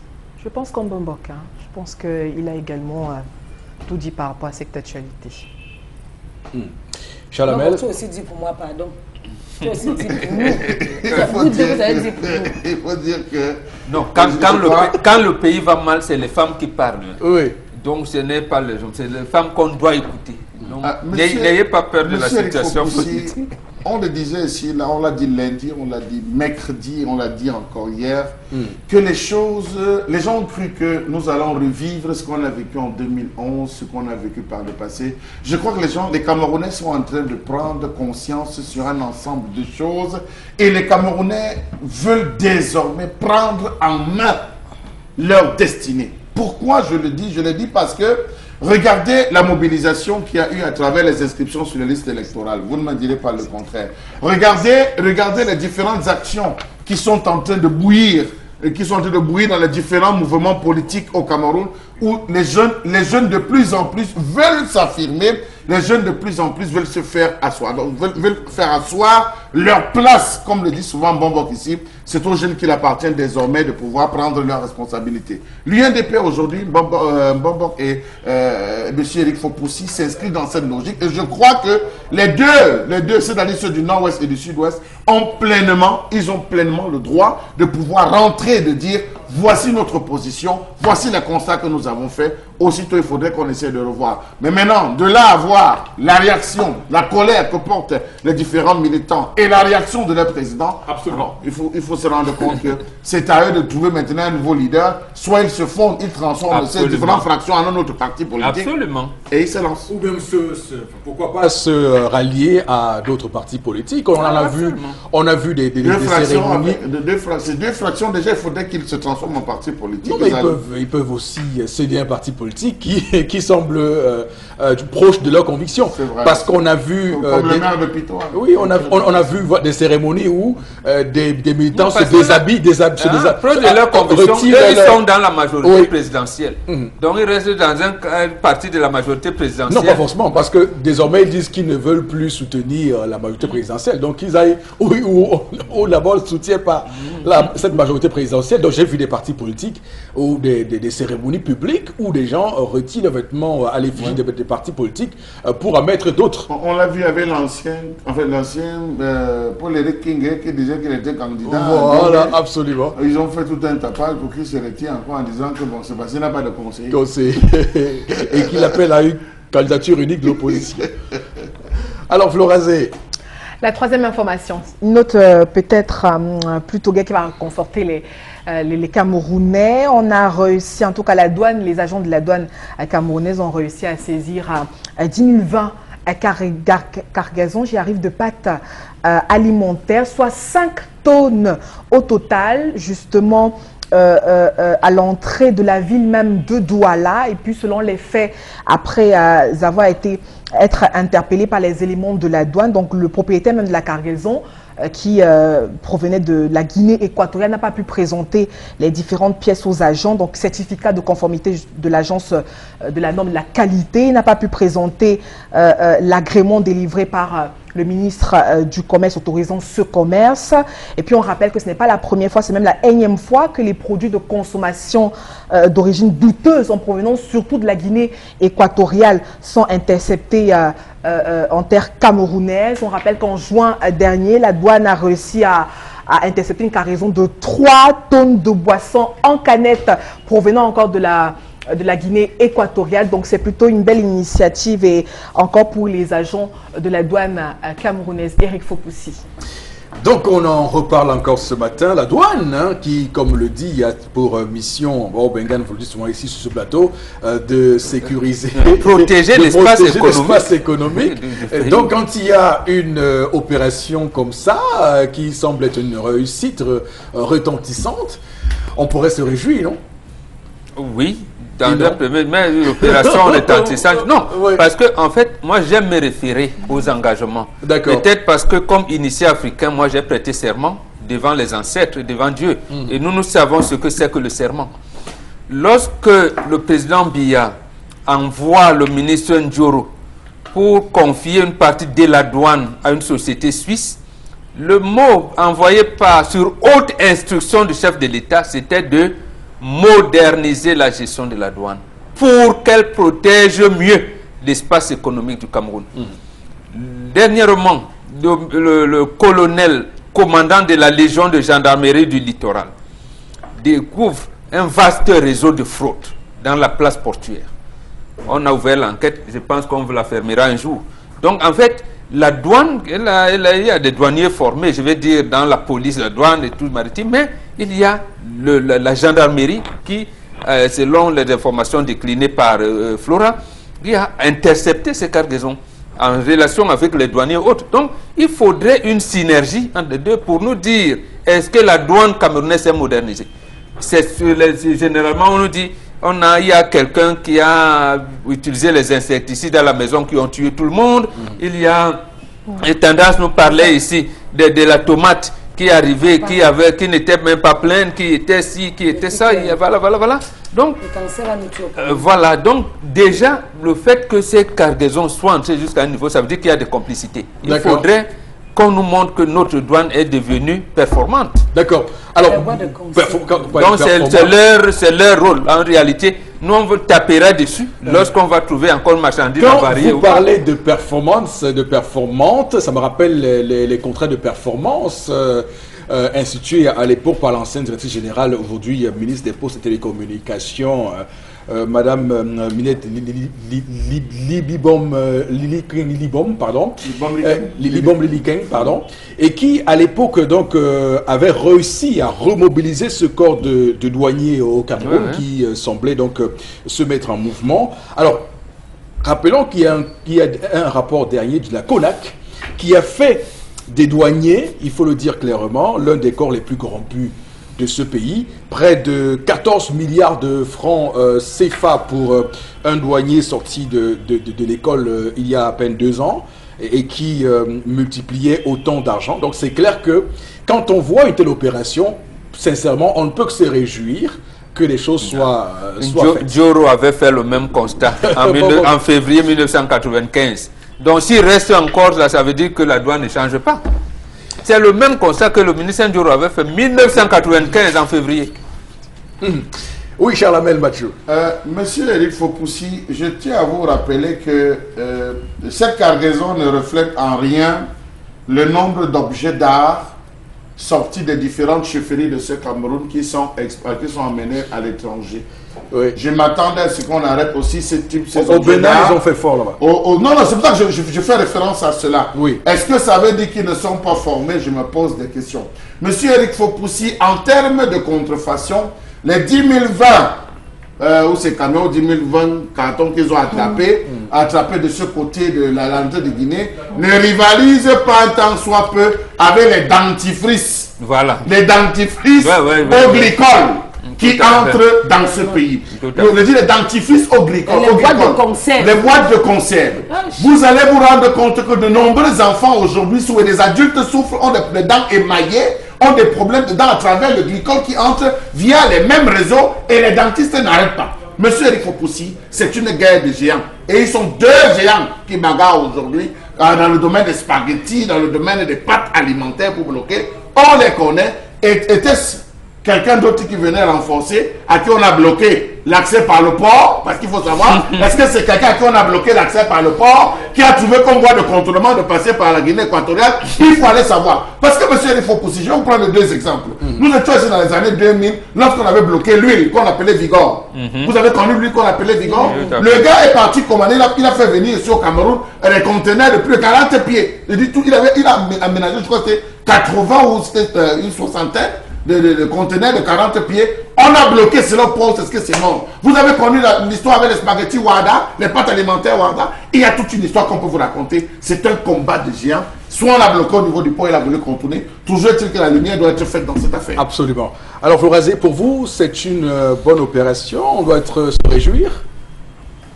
Oui, on peut que se réjouir. Parce que comme tendance l'a si bien dit, on a tellement de produits avariés qui sont commercialisés. Le Sur cancer va les nous plateformes, tuer, les petites comme les grandes plateformes commercialisées. Donc, c'est une bonne initiative. Et donc, tendance, on ne sent... prenez pas pour partager, parce qu'on vous connaît. Eux-mêmes, vous les deux là, j'espère que vous êtes honnête dans ce que vous faites. Ils vont brûler ça. Brûler Ils doivent brûler. Non, mais c'est pas très sûr, hein, parce Brûler que... devant les gens. Parce que Non, tendance qu'on est. Donc, vous allez trier pour aller donner à vos épouses et donner à la belle famille. Le principe, le principe, c'est que ça sera d'abord stocké dans un magasin. oui, C'est les pièces qu'on va d'abord stocker. Donc, ne dis pas qu'ils vont brûler. Ils ne brûlent pas ça maintenant. Ils stockent d'abord dans un hangar.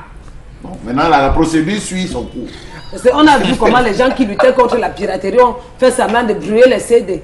Après, pour aller trier les autres CD, aller jouer chez eux. Même pour les vins et spiritueux, tout récemment, les commerçants se plaignent ce que les vins le plus souvent confisqués se retrouvent dans les caves personnelles de ces gens-là. Donc attention, il faut voir la traçabilité de tout ceci et tout cela. Merci beaucoup à vous Florazé pour cette revue des réseaux sociaux, madame, messieurs. Merci infiniment à vous de rester fidèles sur Equinox Télévision. L'émission c'est 10-12 le Zénith. Voici la suite. À chacun de nous sa chance dans la vie. À vous tous, venez cette chance inouïe de finalement changer votre vie. Rester actif, c'est tout, ça suffit. Sans jouer, on ne peut pas gagner. Faut y aller pour pouvoir être premier. Finalement, acheter tout ce qu'on a rêvé. N'importe qui peut y participer. Égalité, opportunité. Vivez la vie du loto. À chacun de nous sa chance dans la vie. À vous tous, venez cette chance inouïe de finalement changer votre vie. Rester actif, c'est tout, ça suffit. Sans jouer, on ne peut pas gagner. Faut y aller pour pouvoir être premier. Finalement, acheter tout ce qu'on a rêvé. N'importe qui peut y participer. Égalité, opportunité. Vivez la vie du loto. Voilà, retour sur le plateau pour parler du loto 5 sur 90 et Super 4. Et pour en parler, Manuela Migna, bonjour. Bonjour Eric, bonjour à tous ceux qui nous regardent ce matin. Alors, Vous êtes habitué à vous occuper de votre aimable clientèle de la plus belle des manières à travers le Super 4 que vous leur avez réservé pour ce début de mois de juillet, depuis le début du mois de juillet. Alors Eric, des surprises, il y en a toujours avec le Loto Super 4 cagnotte. Et pour ce mois de juillet, Premier Bet a prévu de belles promotions, toujours pour le plus grand plaisir de son aimable clientèle, toujours pour le plus grand plaisir de sa satisfaction.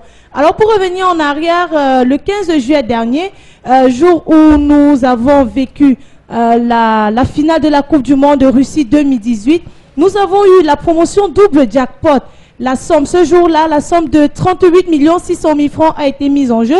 Malheureusement, personne n'a eu la chance de remporter cette magnifique cagnotte.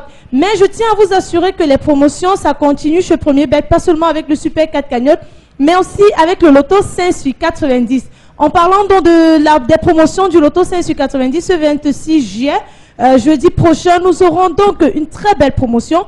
Le 5 sur 90 sera mis à l'honneur.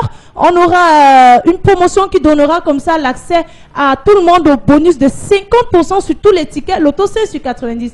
Alors tous les abonnés, tous les clients qui font partie du Premier Bet Plus, le programme de fidélité, bénéficieront bien sûr de 50% de bonus sur tous les tickets Loto 5 sur 90 gagnants, peu importe l'option de jeu, que ce soit en Loto Chance ou alors en Turbo 2. Alors pour bien sûr bénéficier de ces 50% de bonus, il faut regrouper, il faut se soumettre à certaines conditions. Premièrement, être membre du Premier Bet Plus. Si vous ne l'êtes pas encore, vous prenez votre téléphone, vous envoyez par message inscription en majuscule ou join, J-O-I-N en majuscule au 8009. Ensuite, ce 26 juillet, lorsque vous allez valider votre ticket Loto 5 sur 90, vous le validez avec votre numéro de téléphone qui a été au préalable enregistré. Et enfin, si votre ticket est gagnant, vous pourrez bénéficier des 50% de bonus que nous vous offrons.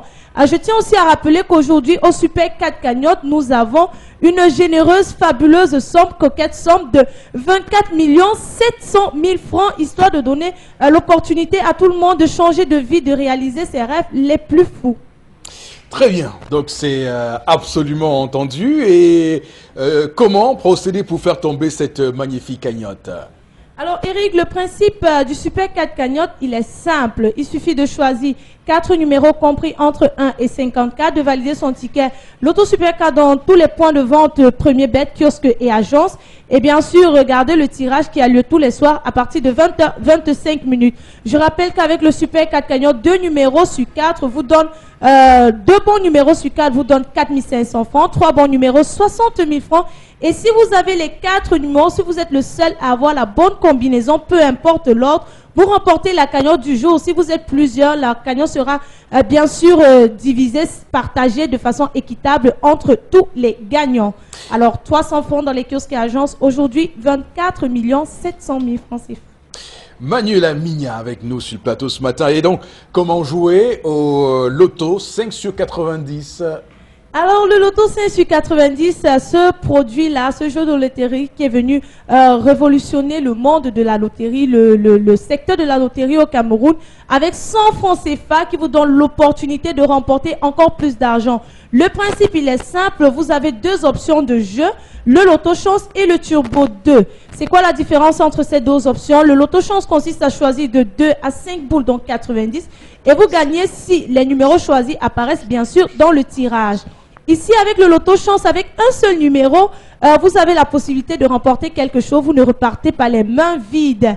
Le Turbo 2, quant à lui, l'autre option de jeu consiste à choisir juste uniquement 2 numéros dans 90 et vous gagnez en fonction de la position de ces numéros-là dans le tirage. Je tiens à rappeler qu'avec le Loto 5 sur 90, la mise est comprise entre 100 francs et 3000 francs et la possibilité de remporter jusqu'à 300 millions de francs CFA. 4 tirages par jour, tirage de 11h le Vouri, tirage de 13h le Fundi, tirage de 15h le Logon et celui de 17h le Mont Cameroun, histoire de vous permettre de multiplier vos chances pour remporter encore plus d'argent. Absolument. Et une fois le pari placé, comment on fait pour savoir qu'on a gagné? Alors, Eric, pour savoir qu'on a gagné, pour le Loto Super 4 gagnant, ça se passe dans les kiosques et agences Premier Bet. Lors du tirage, à partir de 20h25 minutes sur une chaîne de la place, sur notre page Facebook Premier Bet Cameroun. Pour le loto 5 sur 90, toujours dans les kiosques et agences Premier Bet, sur notre page Facebook Premier Bet Cameroun et sur la page YouTube, sur la chaîne YouTube, pardon, spécialement dédiée au tirage du loto 5 sur 90 intitulé Tirage loto Premier Bet Cameroun. C'est juste quelque chose de magnifique. 100 francs CFA, vous avez la possibilité de remporter encore plus d'argent grâce au 5 sur 90. Le Super K, 300 francs, 4 numéros et peut-être le jackpot sera à vous. Merci infiniment. Merci Eric. À chacun de nous sa chance dans la vie. À vous tous, venez cette chance inouïe de finalement changer votre vie. Restez actifs, c'est tout, ça suffit. Sans jouer, on ne peut pas gagner. Faut y aller pour pouvoir être premier. Finalement, acheter tout ce qu'on a rêvé. N'importe qui peut y participer. Égalité, opportunité. Vivez la vie du loto. Retour sur le plateau, madame, messieurs, du 10-12 le Zénith, Equinox Télévision, la télévision qui, au-delà de l'image, vous rend compte, et on ajouterait, la seule télévision qui vous dit la vérité. La suite avec interpellation. Bon, justement, moi je constate d'abord que pour que le pays soit vraiment, soit en progrès, il faut vraiment que le Camerounais se sente chez lui. Parce que tel n'est pas le cas présentement. Donc je constate qu'un étranger vient te faire fouetter dans ton propre commissariat de ton pays. Franchement, si on ne peut pas remédier à cela, si on ne peut déjà pas remédier à cela, c'est que nous, on risque de ne pas avoir une bonne progression. Que ce qui règne vraiment en démocratie, que le droit de citoyen soit respecté vraiment dans ce pays. Si par contre nous on commence bien par là-bas, c'est que nous, on monte, on descend. Le pays s'y doit progresser et on n'aurait pas ce qui se passe un peu de tous les côtés là. Et que la loi du plus fort ne règne plus au pays. La loi du plus financier. Parce que actuellement c'est celui qui a le plus gros porte-monnaie qui gère. Voilà, interpellation comme on l'aime hein, sur Equinox Télévision, bien sûr. Et ça me fait penser, d'ailleurs, quand il parle d'étrangers, ça me fait penser à ces grands maîtres qui font ce défilé actuellement au Cameroun et qui font souffrir et les commerces et ceux qui vivent à Yaoundé en ce moment. Vous savez que le grand maître de l'ordre de Malte avait plutôt logé au Mont Fébé et pas au Hilton comme le plus souvent. Donc la route était barrée sur une distance encore plus longue et c'est tous les commerces qu'on ferme. Vous imaginez, les Camerounais ont dû souffrir, surtout qu'il a fait 4 jours dans ce pays, donc vous imaginez la souffrance des Camerounais. Bon, Bengan, c'est clair qu'on est un peu dans le sauf qui peut, dans la loi du plus fort. Et on va revenir un peu sur une pensée du philosophe pour dire que le plus fort n'est pas souvent aussi fort que ça. Il peut lui aussi se faire attraper par un faible. Oui, mais il faut donc que le faible se rende compte qu'il peut renverser le plus fort. Je reste dans le domaine religieux. Oui. Jean Lamel avait déclamé une chronique ici. Il y a les gens qui se disent man of God. Wina Chapel, quelque chose comme ça. Voilà, j'ai suivi moi-même des situations dans des commissariats, 2 commissariats centraux de Douala, où ces étrangers, ils venaient emprisonner des Camerounais qui étaient pasteurs dans les mêmes églises. Et ils n'avaient pas appliqué au point où le Camerounais qui a fait une église, je veux dire une paroisse, qui émerge, et à Lagos, je ne sais pas où, à Kaduna, où ils sont là-bas, on injecte les Nigériens. Quand il vient donc au commissariat pour dire, c'est lui qu'on met en prison. D'accord, c'est bon. Bengal, merci. La suite du programme, madame, messieurs, avec Kinin 22 qui s'installe en plateau B pour les gyrophares de signalisation. Bonjour, Kinin 22. Bonjour Eric, bonjour à nos nombreux téléspectateurs qui nous regardent par devant leurs petits écrans chez eux là-bas à la maison. Aujourd'hui encore, je m'adresse spécialement à nos amis et confrères automobilistes et usagers de la route. Nous parlons là des cas de panne et des cas d'accidents sur nos axes routiers non éclairés en nocturne. Bien évidemment, pour ces véhicules qui se font stationner sur des axes routiers non éclairés en nocturne et qui ne se font pas baliser, ou encore qui se font baliser par la méthode dite traditionnelle en utilisant les zèbres à l'avant et à l'arrière de leur véhicule.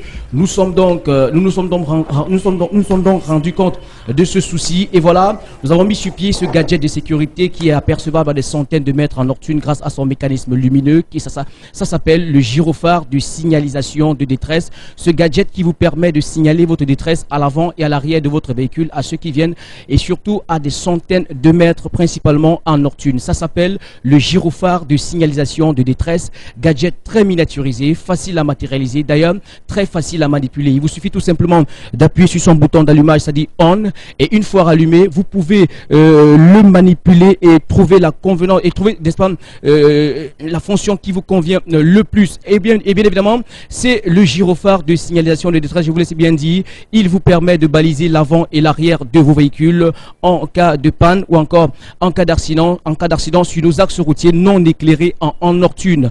Vous êtes chauffeur, vous êtes passager dans un véhicule. Lorsque le chauffeur se gare, n'est-ce pas, sur les accotements, c'est-à-dire en cas de panne sur nos axes routiers non éclairés en nocturne, vous, passagers, vous pouvez demander au chauffeur de baliser l'avant et l'arrière du véhicule, cela pour vous sécuriser tous ensemble dans ce véhicule. Et le meilleur moyen de baliser les alentours de votre véhicule serait tout simplement de déposer un gyrophare ou deux gyrophares à l'avant de votre véhicule espacé de 100 mètres, également un ou deux à l'arrière de votre véhicule, bien évidemment espacé 200 mètres, un autre gyrophare au-dessus de votre véhicule pour témoigner de la grosseur et de la grandeur, n'est-ce pas, de votre engin. Si vous êtes en panne et vous voulez vous faire dépanner, il est très important d'appuyer votre gyrophare et de le mettre en mode torche pour bien évidemment éclairer votre mécanicien, cela pour économiser l'énergie de batterie de votre voiture. Avec le concours de la réalisation, nous pouvons voir quelques images, n'est-ce pas, de véhicules stationnés sur nos axes routiers non éclairés en nocturne et bien évidemment qui se font baliser à l'aide du gyrophare de signalisation de détresse, cela pour signaler leur détresse à ceux qui viennent à l'avant ou à l'arrière d'eux-mêmes sur cet axe routier non éclairé en nocturne. Alors, la réalisation qui nous aurait certainement permis de voir ces images, il est très facile et très simple d'entrer en possession de ce gadget de sécurité. Il vous suffit tout simplement d'appeler le numéro qui s'affiche au bas de l'écran, à savoir le 691 38 17 10. Je le répète, le 691 38 17 10. Il ne coûte pas cher, juste la modeste contribution de 5500 francs CFA. Je dis bien, juste la modeste contribution de 5500 francs CFA. Je m'adresse là chez tous les automobilistes et usagers de la route. Achetez ce gadget parce qu'il est très important pour vous. Il est très important pour votre sécurité sur nos axes routiers non éclairés en nocturne, surtout quand vous êtes en panne. Ça s'appelle le gyrophare de signalisation de détresse. Merci beaucoup, Kinin 22 sur le plateau du Zénith de ce vendredi 20 juillet 2018. Madame, messieurs, temps pour nous de vous inviter à rester avec nous puisque la suite est encore plus alléchante avec Constellamine qui s'installe en plateau pour le Vombio Oméga 3. Bonjour, le plus sénégalais des Camerounais. Oui, bonjour Eric, bonjour à tous nos nombreux téléspectateurs et surtout un bonjour particulier à nos clients du côté bien sûr de la France. Ah ben oui, parce qu'avant-hier, notamment mercredi dernier, on a livré 10 Vombio Oméga 3 du côté bien sûr de la France. C'est par un client qui nous a contacté lors de notre dernière communication et c'est l'occasion pour moi ici de dire merci à ce client qui réside bien sûr du côté de la France. J'ai nommé KMJ International, le PDG des Camerounais du côté bien sûr de la France. Alors ce matin, je viens encore une fois de plus m'adresser à tous ces clients, m'adresser bien sûr à tous ces téléspectateurs qui nous regardent ce matin. S'il vous plaît, c'est très important. Alors, très important de consommer l'oméga 3. Ah ben oui, c'est quoi le Vombio Oméga 3? C'est donc ce complément alimentaire, pas comme les autres. C'est un complément alimentaire qui nous prévient contre les AVC. C'est un complément alimentaire qui réduit les complications du diabète. C'est un complément alimentaire qui nous permet d'avoir une très bonne humeur à longueur de journée. Le Vombio Oméga 3 permet également de faciliter la guérison des inflammations. Pour ceux qui ont des problèmes d'articulation, c'est donc l'occasion plus que jamais de passer votre commande dès à présent et d'avoir votre Vombio Oméga 3, quel que soit où vous êtes. Vous êtes bien sûr du côté du Bénin, du côté bien sûr du Tchad, de la RCA et même du côté bien sûr de l'Europe, comme KMJ International qui a déjà commandé son Vombio Oméga 3. C'est donc l'occasion plus que jamais de l'avoir à présent, ce complément alimentaire. Ça ne servira à rien, chers téléspectateurs, de dépenser des centaines de mille quand on sera victime d'un AVC. Ça ne servira à rien de dépenser des millions quand votre diabète va se compliquer compliqué. Alors vous qui êtes diabétique et vous me regardez en ce moment, c'est donc l'unique occasion de commander dès à présent au numéro de téléphone qui s'affiche au bas de l'écran, ou alors de vous rendre dans notre point de vente qui est donc situé en plein cœur du Cameroun. C'est à Douala, en face du Palais d'Ika. C'est le magasin 1001 tapis qui est d'ailleurs la base par excellence du concept Salaka. C'est donc dans ce magasin que vous aurez bien sûr l'occasion de commander ou alors d'acheter votre complément alimentaire qui nous vient tout droit des laboratoires Cedorex et commercialisé au Cameroun et en Afrique par le concept Salaka. Le prix, c'est bel et bien 5 000 pour une boîte de 30 gélules. Le prix va s'afficher à l'écran. Je dis bien, c'est 5 000 francs pour une boîte de 30 gélules et c'est une gélule par jour pendant le repas. Vous avez des problèmes d'articulation, vous avez le diabète, oui, vous voulez prévenir l'AVC, vous avez bien sûr la tension qui monte.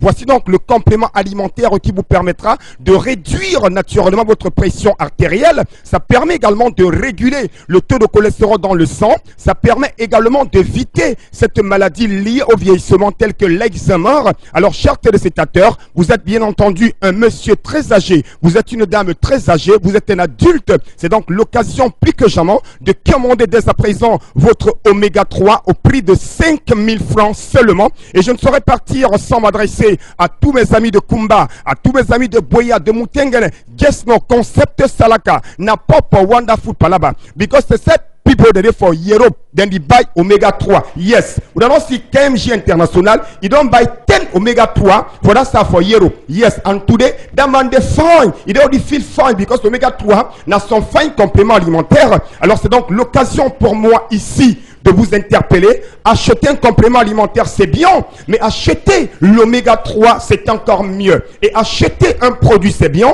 mais l'acheter à travers le concept Salaka, c'est encore mieux, parce que le concept Salaka, avant de vendre un article, avant de vendre un produit, nous menons des enquêtes, nous le textons, et après, nous le vendons à vous, les téléspectateurs, parce que pour nous, c'est pas l'argent qui nous intéresse, chers téléspectateurs, c'est de vous satisfaire au maximum. Nous, l'argent vient après, la satisfaction du téléspectateur d'abord. Alors aujourd'hui, chers téléspectateurs, n'hésitez surtout pas. Commandez dès à présent votre Venbio Oméga 3. Vous êtes à Yaoundé, vous serez livré. Vous êtes à Bafoussam, vous serez livré. Vous êtes au nord, à l'extrême nord, au sud, quelle que soit la région où vous êtes, il vous suffira tout simplement de nous appeler dès à présent à nos numéros de téléphone et de passer votre commande. Ceux qui sont dans la ville de Douala, vous vous rendez directement du côté du magasin 1001 tapis en face du palais d'Ika. Nous sommes ouverts de lundi à samedi de 9h à 18h30. Et ceux qui n'ont pas le temps, qui sont à Douala, vous nous appelez tout simplement en un numéro de téléphone.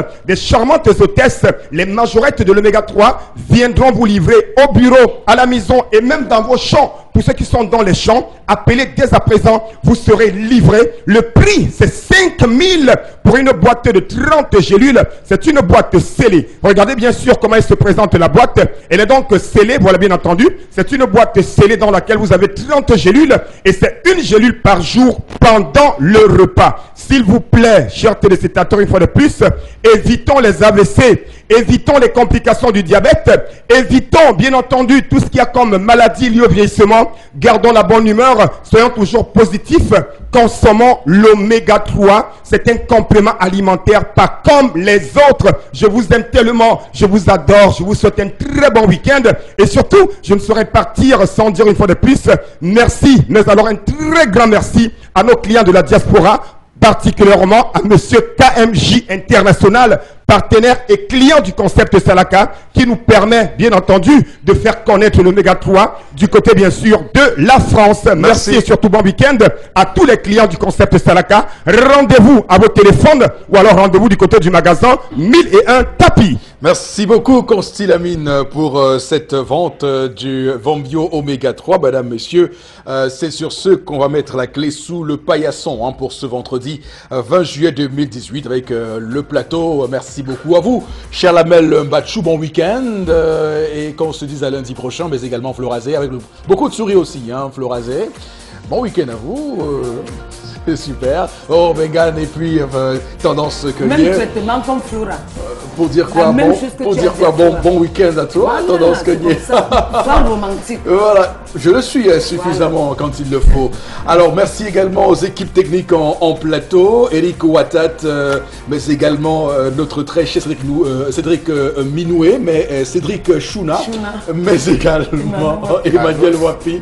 Merci à tout le monde, c'est une semaine qui se termine comme ça. Et surtout, je rappelle qu'on rediffuse l'émission à 1h du matin. 1h du matin, c'est de rigueur à 1h. L'émission est rediffusée 1h heure du Cameroun. Madame, Messieurs, que Dieu bénisse le Cameroun.